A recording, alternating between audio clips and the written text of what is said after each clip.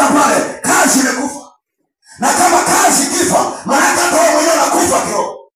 Huwezi kuwa imara kwenye maisha yako kwa sababu hujaisimamia kazi yako. Tumeitwa kwa lengo ya kuifanya kazi ya Mungu. Ijapokuwa tuna mambo yetu ambayo tunafanya, lakini tumeitwa kwa kusudi la Bwana. Hatujaitwa tufuse, hatujaitwa tutegea afanye mwingine. Hapana, tumeitwa tuifanye kazi ya Mungu. Na unapofanya kazi ya Mungu, maana yake unakaa kwenye nafasi yako. Na unapokaa kwenye nafasi yako, Mungu anakuja unapomuita. Mungu hawezi kuja kama nafasi yako umeiacha aje kufanya nini? Maana yake anachokuheshimu wewe kwa sababu ya nafasi aliweka ndani yako. Adamu alionekana wa thamani kwa sababu alibeba nafasi ya Mungu.